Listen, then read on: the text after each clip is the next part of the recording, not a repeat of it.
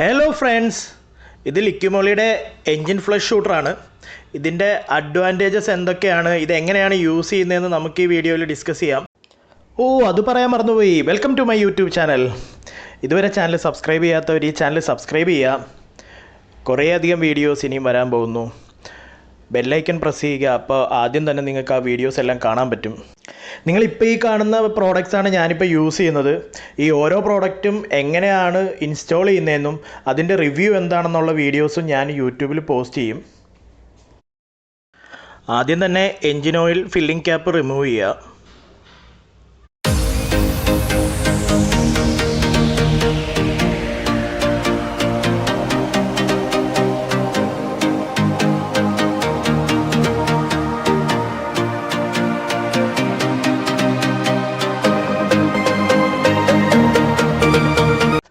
ഒന്ന് മുതൽ 2 litre oil വരെ കമ്പനി റെക്കമെൻഡ് ചെയ്യുന്നത് 80 ml ആണ്. ഡോമിനാറിന് നമ്മൾ 1.5 ലിറ്റർ ഓയിലാണ് യൂസ് ചെയ്യുന്നത്. അതുകൊണ്ട് തന്നെ 80 ml ഉള്ള ഈ ഫുൾ ബോട്ടിൽ നമ്മൾ ഇതിനകത്തേക്ക് ഒഴിക്കണം. അതിനുശേഷം എൻജിൻ ഓയിൽ ഫില്ലിംഗ് ക്യാപ്പ് വീണ്ടും തിരിച്ച് പിടിപ്പിച്ച് ടൈറ്റ് ചെയ്യുക.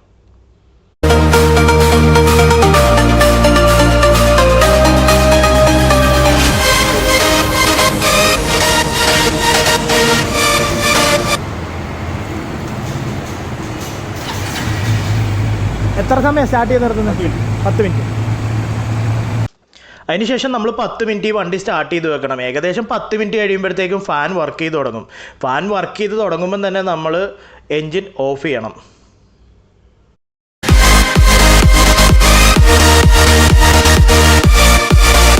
അതുപോലെ തന്നെ നമ്മൾ എൻജിൻ സ്റ്റാർട്ട് ചെയ്തിട്ട് ഐഡിയലായിട്ട് വെക്കുക. റവ് ചെയ്യാൻ പാടില്ല. റവ് ചെയ്താൽ എൻജിന് ഡാമേജസ് സംഭവിക്കും. കാരണം ലൂബ്രിക്കേറ്റിംഗ് പ്രോപ്പർട്ടീസ് നമുക്ക് ഈ സമയത്ത് ഉണ്ടായിരിക്കില്ല.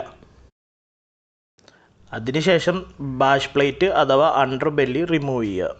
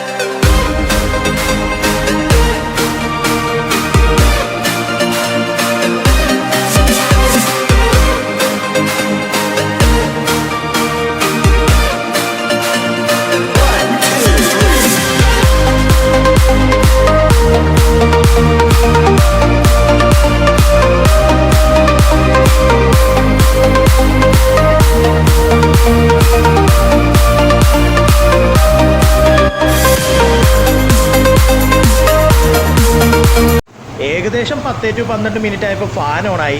ഫാൻ ഓണായ ശബ്ദം കേട്ടപ്പോൾ തന്നെ ഞങ്ങൾ എൻജിൻ ഓഫ് ചെയ്യുകയും ചെയ്തു. ഈ ഫ്ലഷ് യൂസ് ചെയ്തുകൊണ്ട് നിങ്ങളുടെ എൻജിന് ഒരുവിധ കുഴപ്പങ്ങളും ഉണ്ടാകത്തില്ല. കാരണം ഇതിൻ്റെ ഡിറ്റർജൻറ്റ് പ്രോപ്പർട്ടി കിട്ടാൻ വേണ്ടിയിട്ട് ഹൈഡ്രോ കാർബണേറ്റും ഐസോട്രാഡിക്കനോൾ ആൻറ്റി ഓക്സിഡേറ്റും ആണ് യൂസ് ചെയ്തിരിക്കുന്നത്. അത് ഓൾറെഡി ഡിറ്റർജൻറ്റ് പ്രോപ്പർട്ടിക്ക് വളരെ അധികം യൂസ് ചെയ്യുന്ന 2 മെറ്റീരിയൽസ് ആണ്. അതുകൊണ്ട് തന്നെ മെറ്റൽ നല്ല ഭംഗിയായി ക്ലീൻ ചെയ്യാൻ അതിന് കഴിയുകയും ചെയ്യും.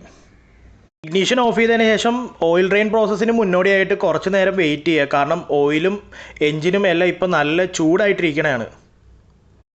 അതിനുശേഷം 18 mm സോക്കറ്റ് യൂസ് ചെയ്ത് ട്രെയിൻ ബോൾട്ട് ഓപ്പൺ ചെയ്യുക. അതിനുശേഷം ഓയിൽ ഡ്രെയിൻ ഔട്ട് ചെയ്യുന്നവരെ വെയിറ്റ് ചെയ്യുക. എൻ്റെ ഓയിലിൽ സ്ലെഡ്ജസ് ഒന്നും ഉണ്ടായിരുന്നില്ല. ഞാൻ ലിക്വി മോളി തന്നെയാണ് യൂസ് ചെയ്തുകൊണ്ടിരുന്നത്. MOS2 അഡിറ്റീവ് യൂസ് ചെയ്തതിൻ്റെ ഒരു കളർ വ്യത്യാസം ഉണ്ടായിരുന്നു. പിന്നീട് ഇവാക്വേഷൻ സെക്ഷനിലെ ബോൾട്ട് ലൂസ് ചെയ്തിട്ട് ക്രാങ്ക് സെക്ഷനിലെ ഓയിലും കൂടെ ഡ്രെയിൻ ഔട്ട് ചെയ്യണം.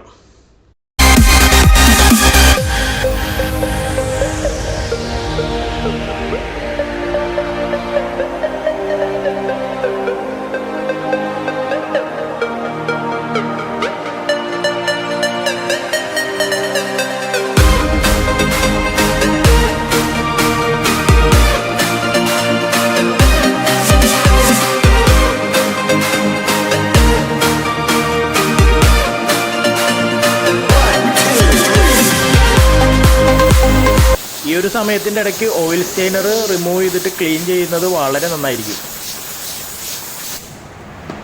ഫ്ലഷ് യൂസ് ചെയ്യുമ്പോൾ നമ്മൾ ഒരിക്കലും പഴയ ഓയിൽ ഫിൽറ്റർ ചേഞ്ച് ചെയ്യാൻ മറക്കരുത്. ഓയിൽ ഫിൽറ്റർ ക്യാപ്പ് റിമൂവ് ചെയ്ത് പഴയ ഓയിൽ ഫിൽറ്റർ പുറത്തെടുക്കുക. എന്നിട്ട് ആ ചേമ്പർ ക്ലീൻ ചെയ്തതിന് ശേഷം പുതിയ ഓയിൽ ഫിൽറ്റർ ഇൻസ്റ്റാൾ ചെയ്യുക. എന്നിട്ട് ക്യാപ്പ് അടയ്ക്കുക.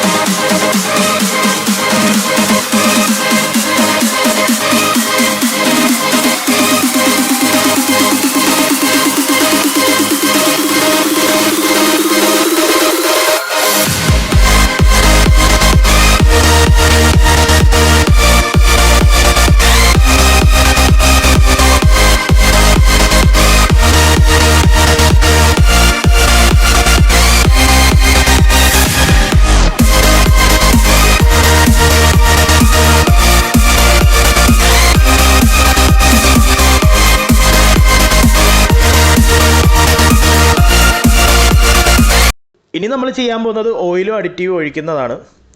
അപ്പോൾ ഞാനിതിൽ യൂസ് ചെയ്യുന്ന Liqui Moly 10W50 street race fully synthetic ഓയിലാണ്. ഈ ഓയിൽ യൂസ് ചെയ്ത് ഞാനിപ്പോൾ ഒരു 8000 കിലോമീറ്റർ അടുത്ത് ഓടിച്ചിട്ടുണ്ട്.